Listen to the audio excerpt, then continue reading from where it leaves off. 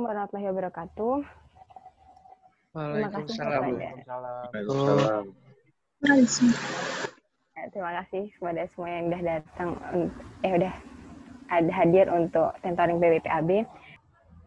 Nah, ini soal basmanya ya. Aku lupa nih ambil di tahun berapa. Nah, ini diketahui jumlah penduduknya, terus di sini ada target layanannya secara 40% dan juga ada karakteristik limbahnya dan ada parameternya.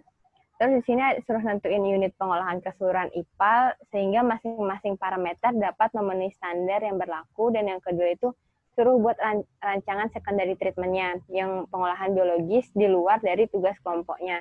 Di sini maksud tugas kelompoknya itu mungkin waktu pas tubes itu ya.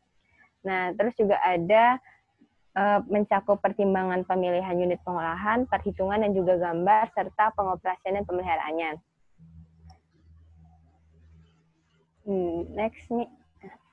Di sini dapat dilihat ya limbah domestik. Oh ya, tadi tuh jumlah penduduknya kan yang dilayani 40%. Nah, jadi nanti jumlah penduduknya itu dikali 40% karena target pelayanannya cuma sekedar 40%. Nah, ini limbah domestiknya di sini ada hasil analisanya, parameternya dan juga baku mutu. Baku mutunya ini dilihat dari peraturan yang limbah domestik dari Permen LHK nomor 68 tahun 2016 dan limbah industri dari Perda Jateng nomor 5 tahun 2012. Di sini dapat dilihat ya yang dapat memenuhi cuma fosfat, yang lainnya tidak memenuhi. Sehingga dari parameter-parameter ini harus ditentukan unit-unit pengolahannya sehingga dapat memenuhi. Nah, langkah yang pertama itu dilihat dari analisis debitnya. Kita dapat ngitung debit rata-rata karena diketahui jumlah penduduk, terus kebutuhan air bersih itu 150 liter ya, terus dikali 80%. Nah, 80% ini karena air buangan itu 80% dari kebutuhan air bersih. Nah, dibagi 86.400 dikali 1.000. Debit rata-rata ini dalam meter kubik per hari ya. Meter kubik per sekon. Nah, terus dari debit rata-rata itu kita dapat hitung debit puncaknya. Debit puncak itu dari debit rata-rata dikali faktor puncak. Faktor puncak ini didapat dari diagram ini, dari grafik ini. Nah, misalnya diketahui debit rata-ratanya di 0,05, maka ditarik ke atas, ke sini, terus dapat dilihat faktor puncaknya berapa, ditarik ke kiri untuk melihat dari sumbu Y-nya.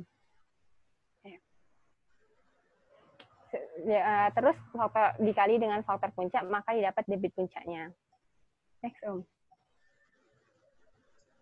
Nah, kemudian, kita dari soal nomor 1 tadi kan disuruh menentukan unit pengolahannya. Nah, sebenarnya ada 4 yang penting. Nah, itu dari pre-treatment, primary treatment, secondary treatment, third treatment. Tapi ada juga yang treatment atau pengolahan yang ketiga, tahap ketiga. Nah, pre-treatment ini dari bar screen, grid chamber, bioekualisasi. Nah, bar screen ini digunakan untuk menyaring sampah-sampah yang besar. Kalau grid chamber ini untuk memisahkan dari kerikil-kerikil atau pasir-pasir. Bioekualisasi ini digunakan untuk agar aliran atau debit parameternya itu dapat stabil gitu. Nah, sebelum dari bioekualisasi yang digunakan, misal dari bar screen, grid chamber, sama bioekualisasi itu yang digunakan adalah debit puncak, karena di situ dia masih fluktuatif debitnya. Kemudian setelah dari bioekualisasi sampai unit terakhir itu menggunakan debit rata-rata. Terus ada primary treatment, sedimentasi primer. Selanjutnya itu secondary treatment. Nah, dari secondary treatment ini yang dapat kita pilih-pilih. Alternatifnya ada banyak, dari RBC, ABR, lumpur aktif, recycling filter, USB, sama OD. Ada juga yang lainnya. Nah, kalau misalnya dia itu unitnya itu secara aerobik, berarti dia tidak membutuhkan unit lain setelahnya. Nah, tetapi kalau seandainya unitnya itu anaerobik, maka dibutuhkan unit selain dari unit itu sendiri. Misalnya ABR ya. ABR kan anaerobic buffer reactor. Nah, setelah ABR ini harus ada kolam fakultatif dan juga kolam maturasi. selanjutnya dari pengolahan itu dilanjutkan dengan secondary clarifier atau bak sedimentasi sekunder. Kemudian, nah ada yang treatmentnya itu tuh dari grass trap. Nah, grass trap ini untuk untuk menghilangkan dari parameter minyaknya. Di situ efisiensinya sebesar 95%. Terus ada sludge treatment atau sludge treatment yaitu SDB. Oke, selanjutnya. Jadi selanjutnya ini adalah efficiency removal. Efficiency removal ini untuk mengetahui kemampuan dari masing-masing unit, berapa persen dia itu bisa menyisihkan parameter-parameter yang tadi BOD, COD, atau yang sesuai dengan unitnya itu berapa penyisihannya. Ini adalah efisiensi removal dari masing-masing unit. Di mana tadi kan ada pre-treatment, ada bar screen, ada grid chamber, lalu ada primary treatment itu ada primary sedimentation. Untuk yang kedua itu ada secondary treatment, itu ada ABR, trickling filter, RBC, ABR, fakultatif, maturasi, dan secondary clarifier. Nah, selanjutnya dari referensi ini, kalian bisa menjawab soal nomor 1, di mana kalian diminta untuk menentukan unit-unit agar parameter dapat memenuhi standar yang berlaku. Misalkan ini, untuk contoh, kami coba ambil yaitu pengolahan biologi menggunakan ABR atau anaerobic buffer reactor, di mana ABR ini tidak bisa digunakan secara single atau secara sendiri. Jadi harus ada pengolahan selanjutnya yaitu kolam fakultatif dan selanjutnya ada kolam maturasi. Nah, di sini dari bar screen kita kita cari tahu berapa efisiensi removal. Untuk bar screen itu kan menghilangkan partikel yang besar. Otomatis untuk BOD, COD, TSS, amonia, minyak, dan total coliform itu tidak bisa menyisihkan.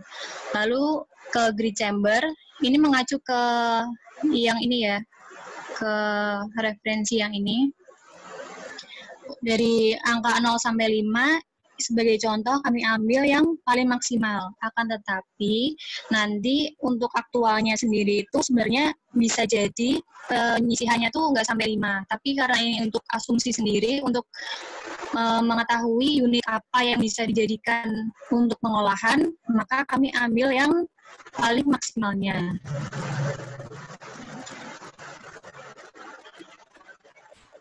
Jadi setelah grid chamber ini ada primary sedimentation. Di primary sedimentation ini bisa menyisihkan BOD, COD, TSS sebanyak 40%, 40% COD, dan 70% TSS. Mungkin bisa dilihat sendiri, kurang lebih seperti ini.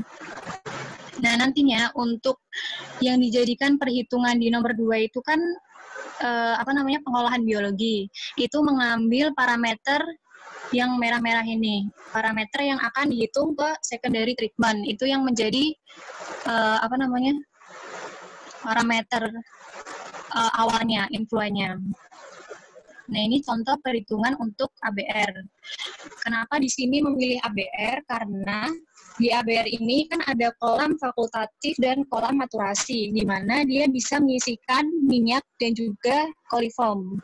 Kalau untuk parameter lainnya mungkin ada yang tidak bisa menyisihkan minyak atau menyisihkan total coliform. Dari ABR, kolam fakultatif, kolam maturasi, ini mungkin bisa dihitung sendiri ya. Ini kami ambil yang paling maksimum. Selanjutnya, setelah ada secondary treatment ini, masuk ke desinfeksi. Desinfeksi di sini untuk menghilangkan total coliform. Karena tidak ada referensi yang menjurus bahwa penyisihan total coliform ini berapa persen, maka kami mengasumsikan bahwa apabila bakteri ini didesinfeksi akan hilang 100%. Jadi kami ambil efisiensi removalnya 100%. Lalu ke pengolahan lumpur. Sebenarnya untuk pengolahan lumpur ini ada banyak, tapi yang paling mudah atau yang paling sederhana lah itu adalah sludge drying bed. Jadi untuk ini kita menggunakan SDB. Nah, ini adalah contoh perhitungannya. Untuk perhitungan berapa sih removal yang bisa dilakukan unit itu untuk menghilangkan parameter BOD, COD, TSS. Nah, setelah menghitung dari efisiensi removal tadi, didapat bahwa semua parameter dapat memenuhi baku mutu. Jadi, dengan kata lain, unit-unit yang telah disusun tadi dapat digunakan sebagai pengolahan air limbah domestik pada kasus soal ini.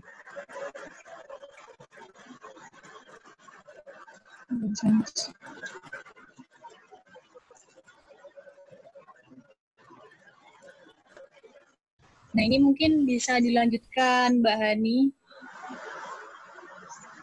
Selanjutnya ini ada perhitungan-perhitungan dari pertama ini dari pre-treatment. Bisa di nggak Om? Apa? Oh ya.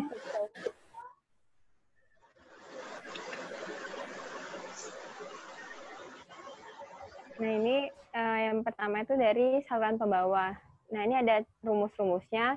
Kami mungkin nggak terlalu banyak jelasin ya caranya, karena ini tugas juga udah jelasin. Nah di sini kami bakal lebih jelasin ke secondary treatmentnya.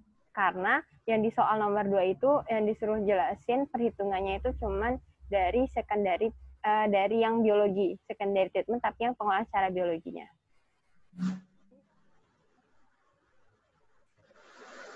Next, Om. Langsung ya berarti ya? Karena ini nomor satu kan sebenarnya nggak perlu untuk hitung ini kan, untuk hitung desainnya. Jadi langsung ke nomor 2 aja mungkin untuk perhitungan dari secondary treatment.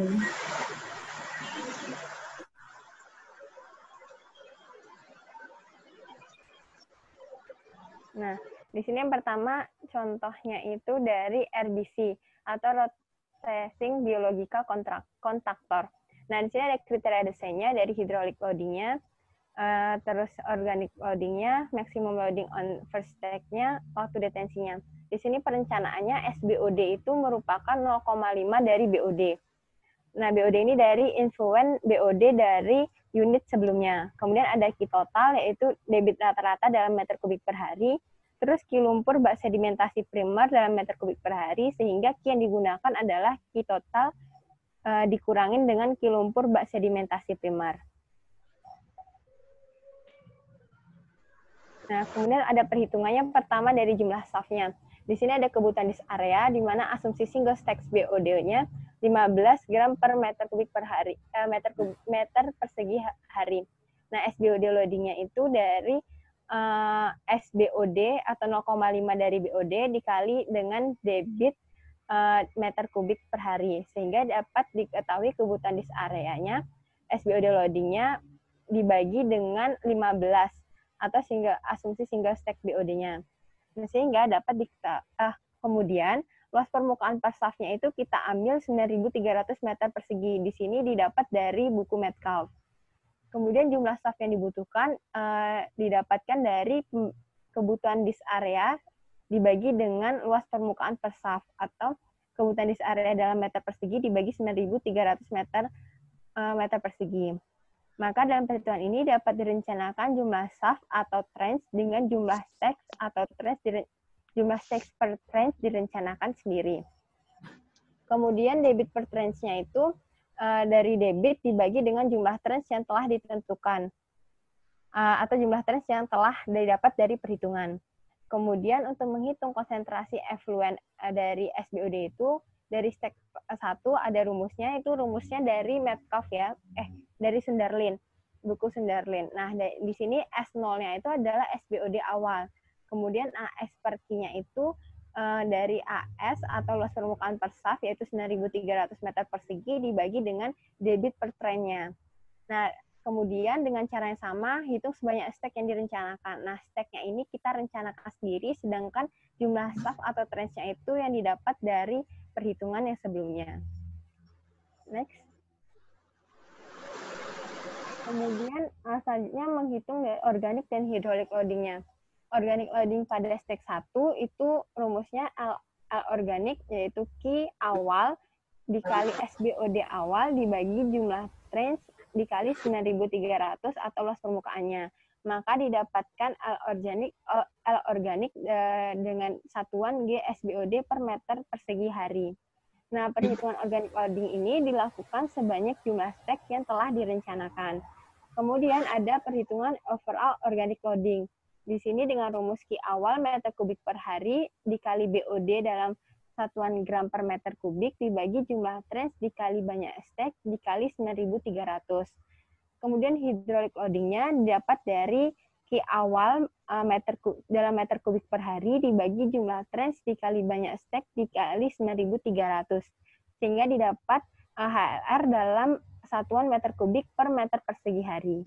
Nah, dari RBC ini, dia keunggulannya dapat menghilangkan dari nitrification atau amoniaknya itu sendiri. Nah, dari perhitungannya itu didapat FR-nya itu 1 dikurang 0,1 SBOD.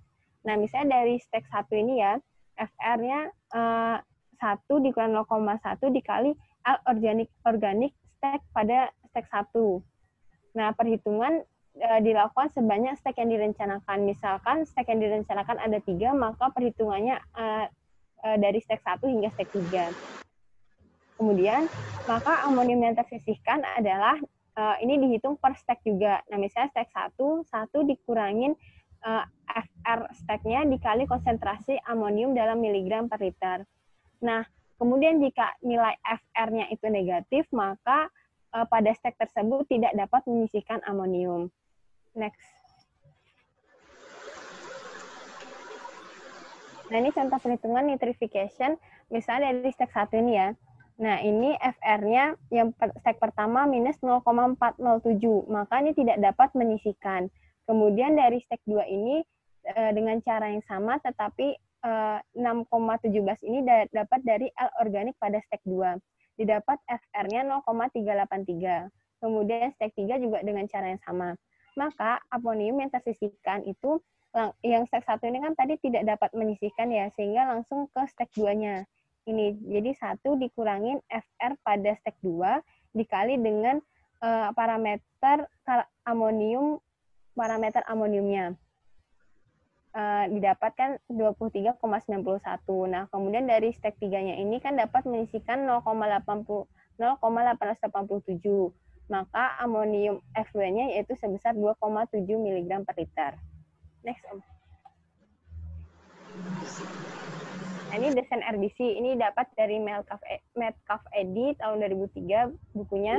Nah, ini diameter disknya emang dari kriteria desain di buku itu 3,65 meter, panjang porosnya 8,23 meter, jarak tiap disknya 20 mm, jumlah luas total permukaan yaitu 9.300 meter persegi, bentuknya plat bergelombang. Nah, jumlah staff sama jumlah stek ini berdasarkan perhitungan sebelumnya. Nah, keunggulan dari RBC ini kan dia dapat menyisihkan amonia. Nah, kalau tadi itu kan contohnya ada ABR. Nah, kalau ABR itu kan harus ada kolam fakultatif sama maturasi. Sedangkan RBC ini bisa cuman hanya RBC aja. Jadi kemungkinan perhitungannya lebih singkat. Nah, nanti kalau seandainya dari parameter tersebut ada parameter minyak yang tidak dapat disisihkan dari RBC ini dapat dilakukan dengan penyediaan grass trap yang lebih banyak dari awalnya. Oke. Next. Nah, ini ada unit lain secondary treatment yang dapat dijadikan alternatif, yaitu wetland tipe subsurface flow system. Dengan kriteria desainnya, yaitu BOD influennya dapat diketahui dari unit sebelumnya, BOD effluentnya dapat dilihat dengan berapa persen efisiensi yang dari wetland tipe subsurface ini. Kemudian Q-nya yaitu dari debit rata-rata dari meter kubik per hari, kemudian dikonversi juga ke pangkat 3 per hari dan mega per hari. Kemudian tipe vegetasi yang direncanakan yaitu bulrusis dengan temperatur air minimumnya yaitu 16 derajat Celcius, media basisnya yaitu gravelly sand, slope basinnya 0,01 dan TSS influent atau CETSS yaitu dalam miligram per liter. Nah, perhitungan yang pertama yaitu dari kedalaman basin. Nah, kedalaman basin ini didapat 0,76 meter. karena vegetasi dari jenis Bulruses ini dapat melakukan penetrasi rizoma hingga sedalam 0,76 meter atau sama dengan 2,49 feet. Kemudian nilai alfa K5 dan K20. K5 ini yaitu waktu pada temperatur 5 derajat, 20 yaitu pada temperatur 20 derajat Celcius. Kemudian menghitung KT-nya.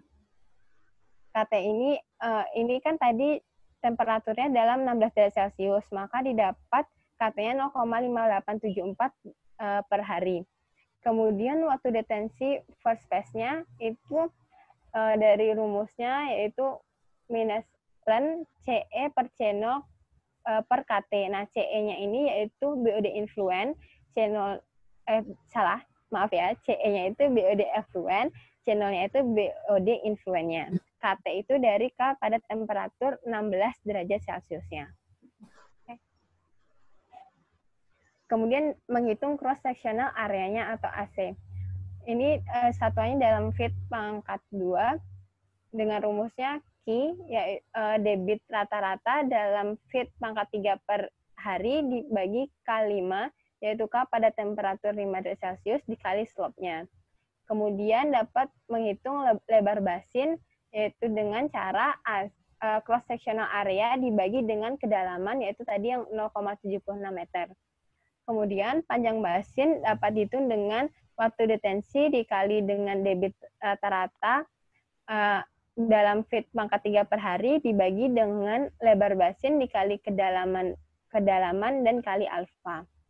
Kemudian dapat menghitung luas permukaan basin. Ini dengan cara dikalikan antara panjang basin dikali dengan lebar basin. Kemudian dilakukan pengecekan HLR. Ini dengan rumus Q dalam meter kubik per hari dibagi dengan cross-sectional area, ini dikonversikan dulu menjadi meter persegi. Nah, dikatakan memenuhi jika HLR tersebut kecil dari 0,046 dan lebih besar dari 0,014. Kemudian pengecekan BOD 5 loading rate. Ini dengan rumus Q, tapi dalam Q-nya ini megal per hari dikali C0, itu adalah BOD influent dikali 8,54 lb per megal. Nah, di sini dikatakan dapat memenuhi jika LBOD-nya ini kecil dari 60. Kemudian dapat dihitung penyisihan dari TSS dalam sistem SFS ini. Nah, C effluent TSS itu sama dengan C C0 TSS atau influent dari TSS dikali dengan 0,1058 ditambah 0,011 HLR dikali HLR.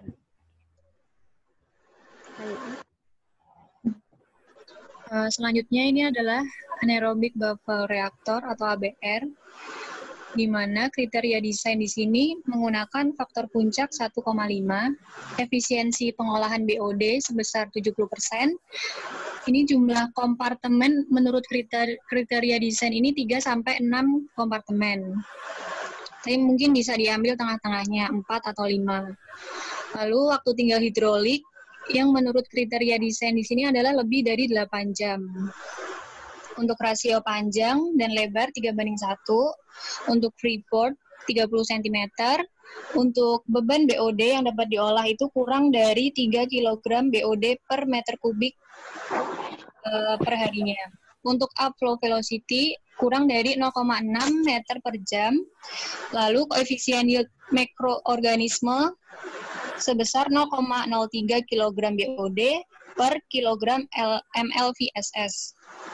Nah, untuk perhitungannya sendiri, sebelumnya kita harus menentukan berapa debit rata-rata, BOD effluent, COD, TSS, dan amonia. Ini didapat dari pengolahan setelah primary treatment atau sedimentasi primer. Ini adalah contoh perhitungannya, di mana yang pertama itu adalah menghitung estimasi debit pengolahan harian atau QD, di mana rumusnya yaitu Q influent dikali dengan faktor peak. Faktor peak yang digunakan menurut kriteria desain tadi adalah 1,5. Kemudian hasilnya nanti kan meter kubik per hari, dikonversi menjadi ke meter kubik per sekon atau dikali 86.400. Lalu untuk menentukan volume dari ABR sendiri yaitu debit dikali waktu tinggal per 24 jam. Untuk waktu tinggal tadi kan lebih dari 8 jam. Selanjutnya untuk menentukan bak ABR, kedalaman air efektif kompartemen 1 ini diasumsikan atau direncanakan 3 meter. Sehingga luas ABR adalah volume ABR dibagi dengan ketinggian tadi atau 3 meter. Dengan rasio panjang dan lebarnya adalah 3:1. Kemudian selanjutnya adalah menghitung kecepatan aliran naik ke atas baffle untuk masing-masing kompartemen, di mana kecepatan naiknya di sini dituliskan dengan rumus QD atau yang tadi yang sudah dihitung yaitu debit influence dikali dengan faktor puncak per luas ABR dikali 1/24 jam. Dan selanjutnya di sini adalah menghitung COD dan BOD removal, di mana para konsentrasi TSS dan COD ini didapat dari effluent setelah primary treatment. Lalu dikali dengan faktor pengali dibagi BOD removal. Dibagi dengan 0,6. Di mana faktor pengali yang ditentukan di sini adalah 0,739. Nah, untuk ABR sendiri ini, untuk rumusnya kan COD dan TSS. Nah, untuk menghitung BOD removal-nya yaitu 1,06 kemudian dikali dengan COD removal. Misalkan COD removal di sini terhitung 10%, ya tinggal 1,06 dikali 10%. Kemudian selanjutnya adalah jika ABR dibagi sebanyak jumlah kompartemen, hitung dimensi per kompartemen, di mana menurut kriteria desain tadi ditentukan kompartemen itu 3-6 kompartemen. Kemudian untuk kompartemen pertama itu kan tadi misalkan 3 meter. Nah, untuk kompartemen kedua harusnya tingginya lebih rendah daripada kompartemen pertama agar airnya itu dapat mengalir. Biasanya kalau bisa diasumsikan bahwa penurunan tingginya itu 10 cm. Jadi misalkan yang pertama 300 cm, selanjutnya 290 cm, selanjutnya 280 cm, dan selanjutnya. Nah, kemudian setiap kompartemen ini dihitung COD dan BOD. Jadi ada inlet, ada outlet. Inlet-outletnya ini bukan dari keseluruhan ABR, tapi setiap kompartemen itu ada yang dihitung per COD masuk dan COD keluar. Jadi untuk kompartemen kedua nanti, BOD inflow-nya juga dihitung, tetapi menggunakan konsentrasi BOD dari kompartemen pertama. Selanjutnya seperti itu. Ini adalah timbulan sedimen bioreaktor. Karena ini kan pengolahan secara biologi, jadi perhitungannya ini menggunakan ml/VSS atau banyaknya zat organik yang ada dalam limbah tersebut. Di mana jika yield lumpur dihasilkan 0,06 kg BOD per kilogram ml/VSS dengan kadar lumpur terhadap airnya 6%. Untuk berat lumpur sendiri yaitu 1,2 kg per liter kilogram air. Ini contohnya mungkin kompartemen pertama bisa dihitung ml/VSS-nya di mana koefisien yield dikali Q1. Q1 ini berarti awal ya setelah primary treatment tadi dikali removal BOD. Removal BOD di sini kan 1,06 dikali removal COD. Atau ada tadi di slide sebelumnya. Lalu untuk ml/VSS 1 BOD sama dengan ml/VSS 1 kg per hari dibagi 0,06 dikali 1,2 kg per liter. Lalu dari satuan liter per hari diubah menjadi meter kubik per hari untuk menentukan banyaknya lumpur yang dihasilkan dari proses pengolahan di unit ABR. Untuk debit ke kompartemen 2, ini perhitungannya sama. Untuk debit ke kompartemen 2 ini perhitungannya sama dengan yang kompartemen 1, akan tetapi debitnya ini kan pasti berkurang karena dari dari air limbah tadi menghasilkan lumpur. Nah, ini kemudian dari KIDE dikurangi dengan perhitungan pada kompartemen 2. Nah, ini selanjutnya dapat dilakukan perhitungan yang sama sampai ke kompartemen keempat.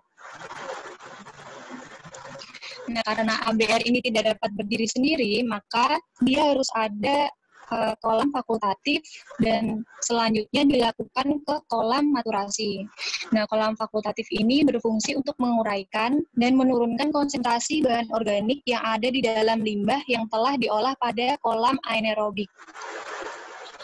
Jadi mungkin bisa dikatakan bahwa ABR ini kan prosesnya anaerobik.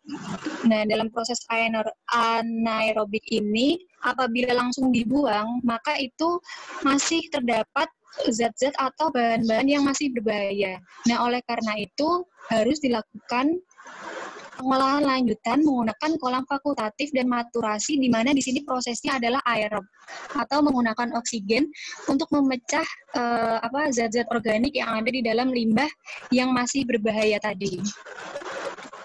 Untuk yang pertama itu ada kriteria desain dari kolam fakultatif. Efisiensi removal-nya di sini 70%.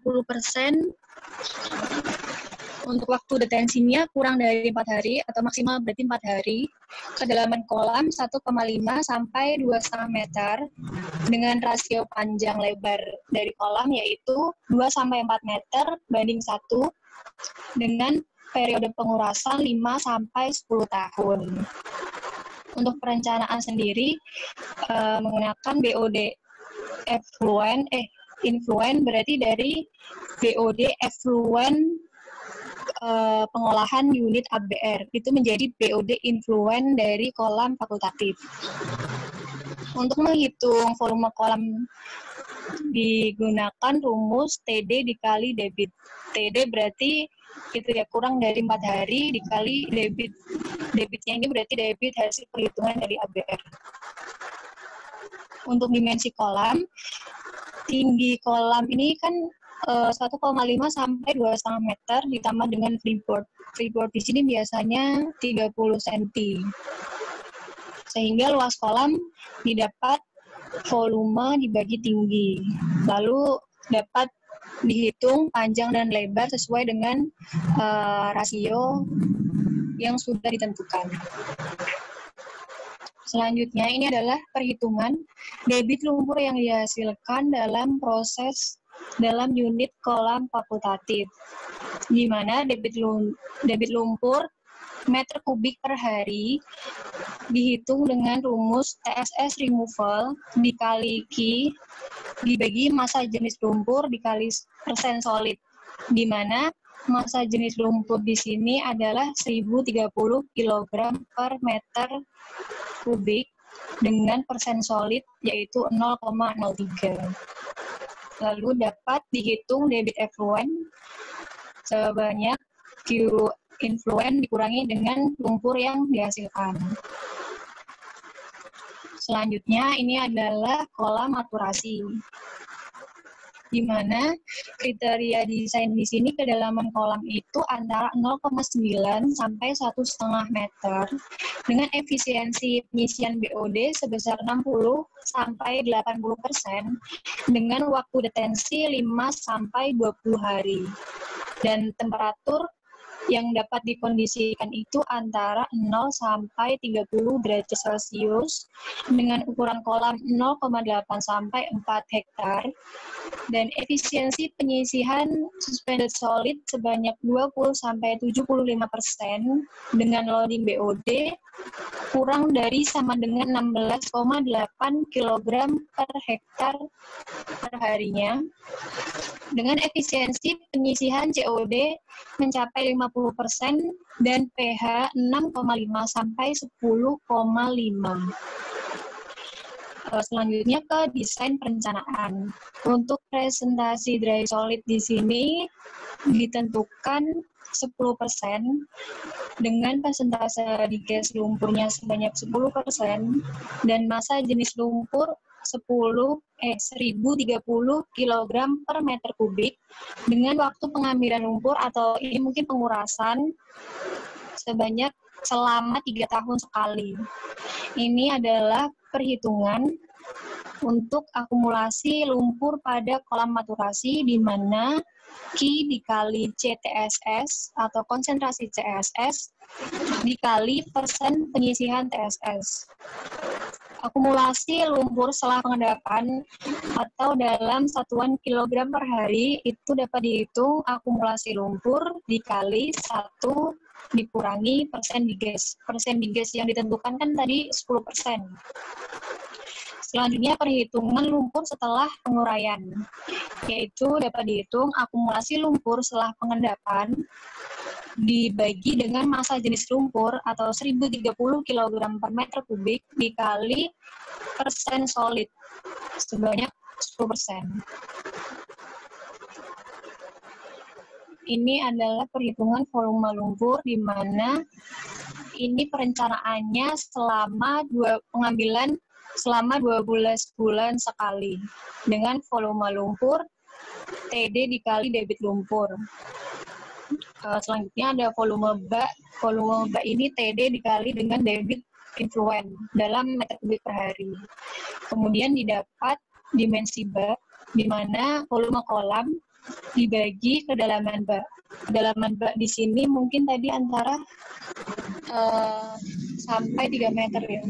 Dengan rasio panjang lebarnya 2:1 dan untuk freeboard-nya 0,3 meter. Kemudian volume total yaitu volume kolam ditambah dengan volume lumpur. Kemudian didapat luas permukaan kolam dengan rumus volume dibagi dengan kedalaman bak. Kemudian untuk mencari BOD volumetrik, volumetrik di sini adalah BOD influen atau konsentrasi BOD yang masuk ke kolam maturasi dibagi dengan TD. Kemudian didapat debit effluent atau QE sama dengan QE dikurangi 0,001 dikali E dikali A, di mana QE ini adalah debit influen dan E adalah laju evaporasi atau 0,001175 milimeter per tahun, dengan A adalah luas permukaan kolam dalam meter kubik, meter persegi. Selanjutnya ini adalah UASB, di mana pengembangan proses pengolahan lumpur. Faktor yang berpengaruh yaitu adalah pH, di mana pH yang digunakan harus mendekati 7. Kemudian ada upflow velocity dan nutrien. Padatan tersuspensi di sludge blanket dapat mempengaruhi massa jenis granulated sludge, di mana di sini pertimbangan desain untuk UASB adalah karakteristik limbah, volumetric velocity, ada upflow velocity, ada volume reaktor, ada physical feature, ada gas collection, dan solid separation.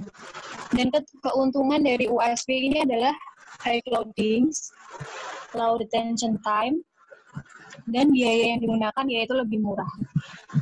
Dan untuk kekurangan sendiri adalah harus menjaga sludge blanketnya ini, maka debit yang masuk ke UASB ini harus stabil atau sama. Ini adalah kriteria desain dari perhitungan UASB. Tapi di sini kami tidak menuliskan rumus-rumus karena dengan referensinya kurang, yang pertama. Yang kedua, memang prosesnya lebih panjang dari perhitungan unit-unit lain. Mungkin nanti untuk menjawab soal itu, untuk yang gampang sih mungkin bisa RBC atau ABR. Selanjutnya ini adalah secondary treatment, tapi di sini bukan pengolahan biologi, yaitu secondary clarifier, di mana untuk pengendapan primer tadi kan menggunakan bak berbentuk persegi panjang. Nah, untuk secondary clarifier ini menggunakan bak silinder. Di sini mempunyai keuntungan daripada bak panjang atau bak persegi, yaitu lumpurnya ini lebih mudah untuk mengendap.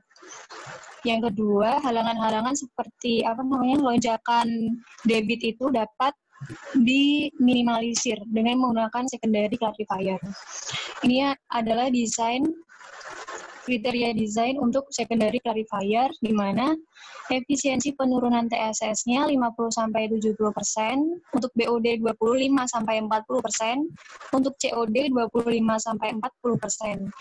Nah, untuk overflow rate di sini 25-35 meter kubik per meter persegi per hari, dengan loading 125 sampai 500 meter kubik per meter persegi per hari, dengan slope dasar saluran 40 sampai 100 mm per meter, dengan kadar lumpur 4 sampai 6%. Kadar lumpur ini mungkin dapat disebut dengan persen solid. Dengan faktor keamanan 1/3. Jadi yang pertama yang harus dihitung adalah debit rata-rata. Debit rata-rata ini berarti untuk perhitungan ini berarti mengacu ke debit awal, bukan debit dari pengolahan biologi ya, karena kan untuk mendesain. Kemudian luas permukaan dari Q rata-rata tadi dibagi dengan overflow rate antara 25 sampai 35 meter kubik per meter persegi per hari. Nah, untuk dimensi bak dapat dihitung dengan rumus D sama dengan akar 4 dikali luas permukaan dibagi dengan Pi. Setelah didapat diameter dari bak, kemudian dibulatkan dan dicari lagi luas aktual dari lingkaran tadi dengan rumus pi_d kuadrat per 4. Kemudian dicek overflow rate-nya apakah masih dalam rentang 25 sampai 35 sesuai dengan kriteria desain atau tidak, dengan rumus Q rata-rata dibagi dengan luas aktual.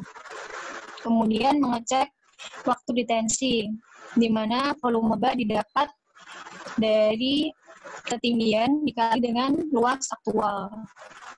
Kemudian dari volume bak itu dibagi dengan debit rata-rata yang perhitungan awal tadi.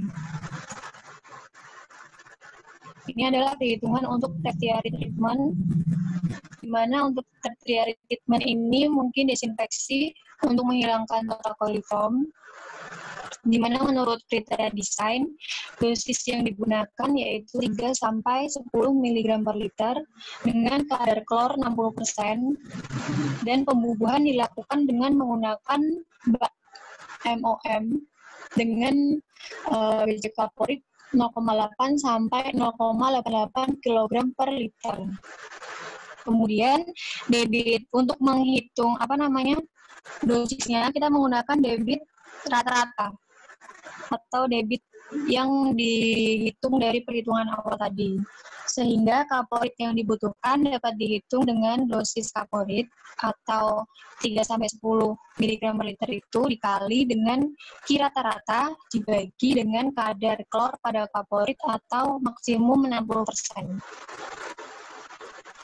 Selanjutnya ini adalah SDB untuk pengolahan lumpur, di mana kadar solidnya 90%, kadar airnya 10%, dengan waktu pengeringan 10 hari, tebal cake di bednya itu 0,3 meter, dengan rasio panjang dan lebar 2:1.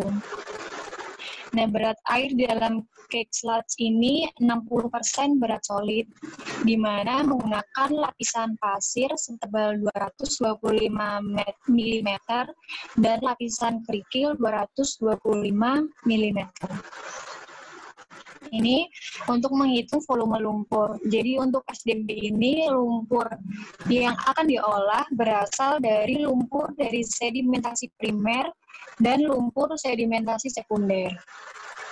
Kemudian dihitung volume cake kering, di mana menggunakan rumus V dikali 1 massa jenis dibagi 1 massa jenis solid. Untuk volume filtrat sendiri yaitu volume lumpur dikurangi dengan volume kekering. Nah, untuk luas permukaan bed berarti menggunakan rumus volume kekering dibagi dengan kedalaman bed. Kemudian didapatkan panjang dan lebar dengan menggunakan rasio 2:1 atau sesuai dengan perencanaan masing-masing. Yang penting masih memenuhi kriteria desain untuk SDB. Mungkin sekian yang dapat kami sampaikan, atau mungkin ada pertanyaan atau masukan, atau tadi yang disampaikan mungkin ada yang salah atau kurang tepat, mungkin dapat disampaikan. Terima kasih. Wassalamualaikum warahmatullahi wabarakatuh. Mbak, izin bertanya. Ya, gimana, Sel? Ya, Mbak, kalau tadi kan rumus debitnya itu kan rumus debit rata-rata itu kan jumlah di slide yang Mbak buat itu jumlah penduduk kali kebutuhan air bersih kali 80%, terus diubah ke meter kubik per detik ya. Ya diubah ke situ. Terus tapi kan Mbak kalau misalnya di tubes yang cutting itu saya lihat waktu kemarin waktu ada tugas nge-review itu di rumus debitnya itu ada dikaliin 1,25%, di mana 25% itu merupakan dari fasilitas dari debit buangan sebagai debit dari fasilitas sosial sama fasilitas umum gitu Mbak. Itu yang benar yang mana Mbak? Yang dikali 25% atau enggak? Masih Mbak? Dikali tadi 1,25 ya? 25%. Dikali 1,25. Jadi kan iya. Karena dia dari debit buangannya, bukan dari debit kebutuhan airnya. Jadi setelah itu kali 80%, kali 0,8 kan, kali 1,25. Jawab, Om. Ada lagi mungkin? Mbak mau nanya lagi, Bu? Boleh? Ya, boleh. Mbak, ini kan mau tanya, ini kan air buangan, di mana nanti kan ujungnya bakal dibuang ke sungai. Ya ke badan air biasanya. Itu kalau misalnya ternyata total coliformnya atau bakterinya itu sudah memenuhi, itu tetap wajib nggak sih Mbak dipakein desinfeksi? Kalau misalnya air minum kan wajib karena kan dia untuk diminum gitu ya, bisa diminum dan ini kan air buangan. Apa misal total coliformnya itu sudah memenuhi, apakah tetap perlu pakai desinfeksi apa enggak? Masih Mbak. Sama. Ada lagi mungkin sekalian. Ya, Mbak Hani, Mbak Umi, saya Meti mau nanya, Mbak. Iya, gimana, Met? Ya, mau nanya tadi mungkin mau mastiin juga sih. Nggak tadi salah dengar apa enggak. Berarti untuk debit itu kita sebenarnya basic dari nanti kita desain itu setelah nanti yang grill chamber itu berarti bak ekualisasi itu berarti kita pakainya rata-rata ya Mbak? Iya. Setelah bak ekualisasi, dan berarti waktu bar screen sampai bak ekualisasi itu pakainya debit rata-rata. Debit puncak. Oh iya, debit puncak. Rata-rata kali faktor puncak gitu Mbak? Iya benar. Iya betul. Oke, berarti mulai dari primary treatment sampai belakang udah pakai rata-rata gitu ya Mbak? Iya, kalau dia pakai bak ekualisasi ya. Oh ya. Terus ini Mbak, satu lagi yang tentang overflow rate itu sebenarnya tuh apa Mbak? Saya mau tahu aja mungkin secara harfiahnya kayak gimana biar bisa ngebayangin. Dan itu tadi kayaknya kalau nggak salah ada ketentuannya harus 25 sampai 35 meter kubik per meter persegi hari. Ketetapan gitu. Iya.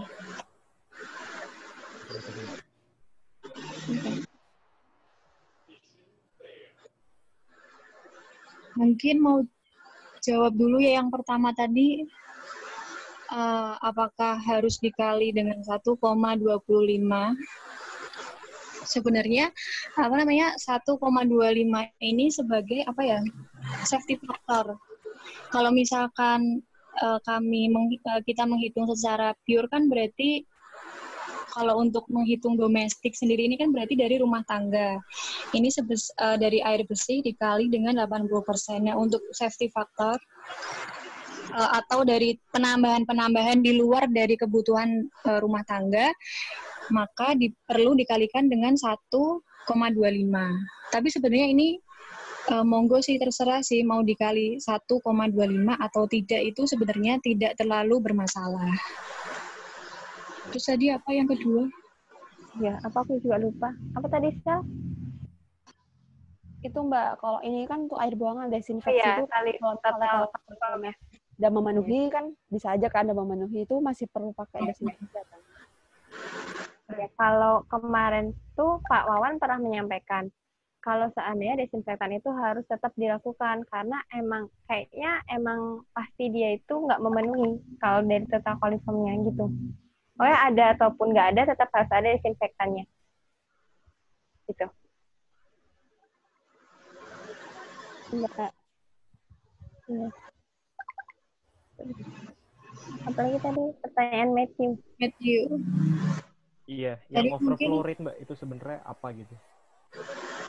Jadi menurut Google, overflow rate di sini adalah menggambarkan besarnya kecepatan pengendapan. Jadi tadi kan ada di di ABR tadi juga ada, di secondary clarifier ini juga ada. Nah, ini itu untuk mengontrol, karena ini kan prosesnya pengendapan, agar partikel yang akan diendapkan ini juga bisa mengendap secara efisien. Jadi, gimana Han? Cobaan. Jadi, ya yang di RBC itu kan ada SBOD. SBOD itu apa ya Mbak? SBOD itu soluble. Oh, oke. Kasih Mbak. Oke.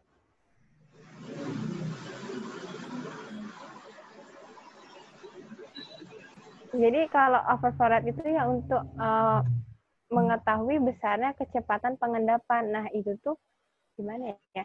Dia itu emang harus segitu biar pengendapannya itu dapat efisien. Intinya gitu, Matt. Paham nggak, Matt? Oke, paham. Berarti jadi kalau laju pengendapan gitu ya, Mbak. Jadi biar nanti dia bisa optimal, jadi harus antara 25 sampai 35 gitu. Iya, gitu. Kan kalau misalkan lebih dari 35 dimungkinkan partikel yang udah keendap di bawah itu kan keganggu lagi kecepatannya dengan parameter atau aliran tambahan itu. Makanya harus selalu dikontrol antara 25 sampai 35. Oke, berarti harus tengah-tengah gitu. Iya, biar nggak tercampur lagi gitu. Dengan ya. Oke. Terima kasih Mbak Umi, terima kasih Mbak Ani. Oke. Ada pertanyaan lain nggak?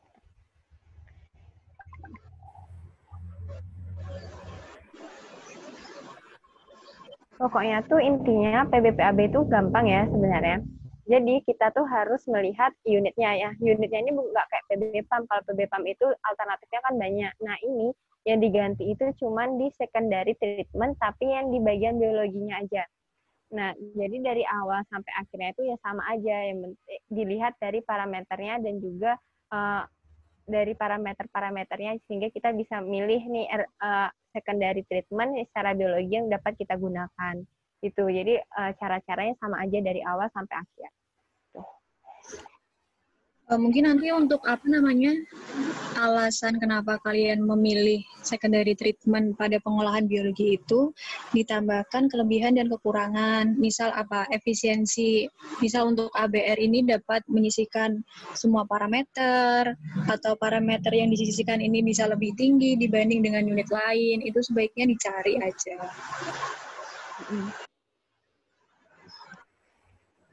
Mbak Hani, Mbak Umi mau nanya lagi Mbak? Iya boleh, gimana? Jadi gini, tentang alternatif pemilihan itu kan tadi yang aspek positif negatif itu. Nah kayak kalau saya lihat tadi kayaknya yang paling simpel tuh kayaknya yang RBC ya Mbak. Iya. RBC ya. Kalau ABR tuh kan harus ada kolam fakultatif sama maturasi. Jadi kan mungkin kayak makan lahan kan Mbak.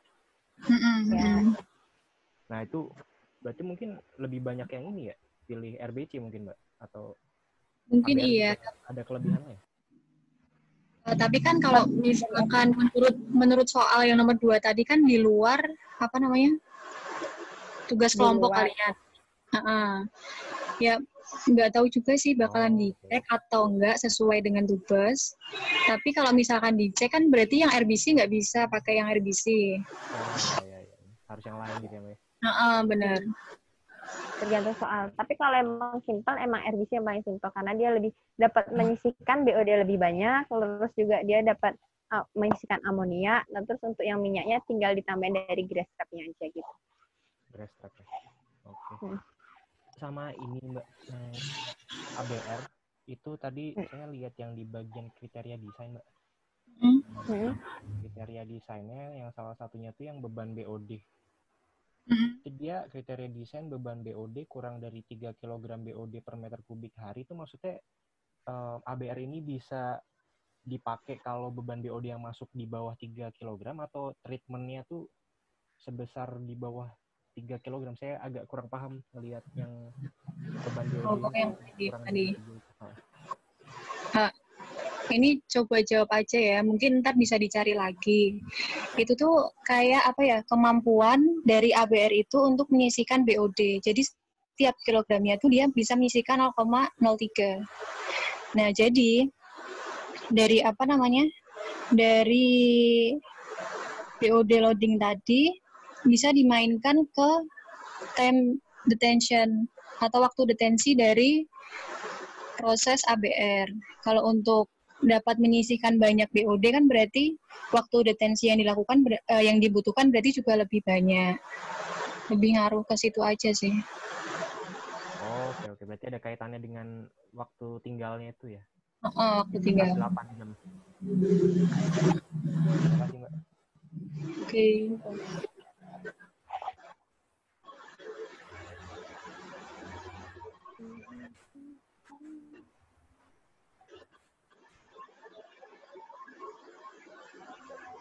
Ada lagi nggak yang mau ditanyain?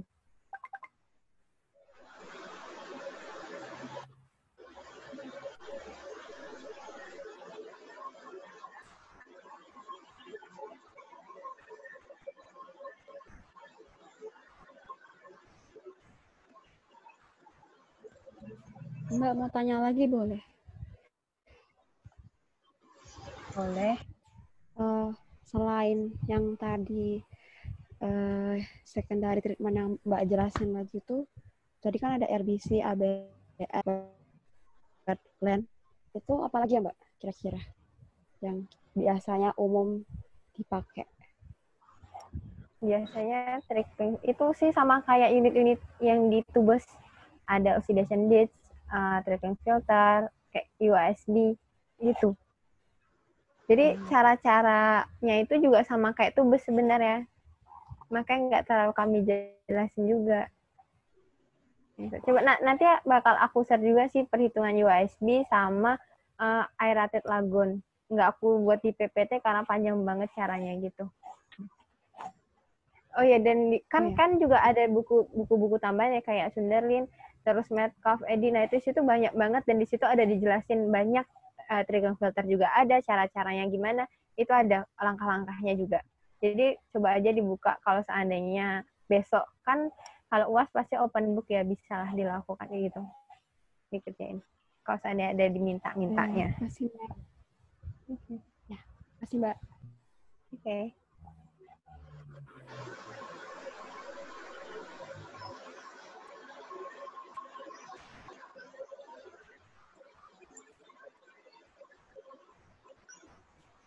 Ada lagi yang mau ditanyain yang kurang jelas?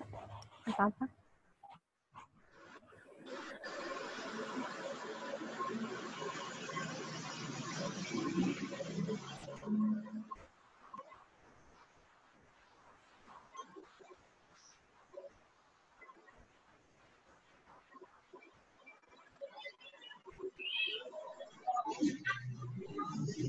Mbak Hani sama ini saya mau memastikan aja Mbak yang tentang faktor puncak. Itu yang ada grafiknya itu Mbak. Iya. Nah itu kan itu yang cara bukanya cara baca ini dia yang nanti dilurusin ke kiri itu kan Mbak. Terus nanti yang ditentuin itu jadi faktor puncaknya itu atau? Jadi tuh kan yang di bawah yang sumbu X-nya itu debit rata-rata dalam meter kubik per second. Nah, terus dari situ tuh kita tarik ke atas. Nah, kan itu udah ada garisnya ya, grafiknya. Coba buka Om. Nah, dari grafiknya itu nanti kan ada Ini. atau tubus saja kali, Mi. Ya, coba gerakin ke atas. Terus, Atau enggak? coba tebus ya. Tebusan.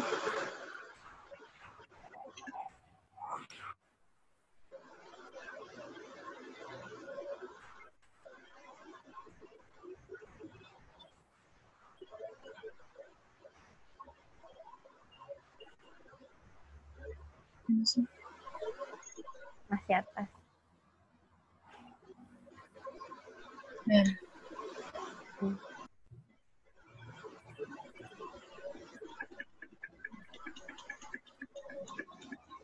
Nah, itu. Jadi, itu kan itu 0,0 berapa sih? 0,0 09. sekian. Nah, 0,09 debit rata-ratanya. Kita tarik ke atas. Kita ada garisnya. Jadi, dia tuh kena kita ambil di titik itu, terus digeser ke kiri. Nah, di situ kita bisa lihat faktor puncaknya. Gitu, Matt. Oke, Mbak. Berarti tinggal dilurusin aja itu, Mbak ya? Iya. Oke, terima kasih, Mbak. Oke.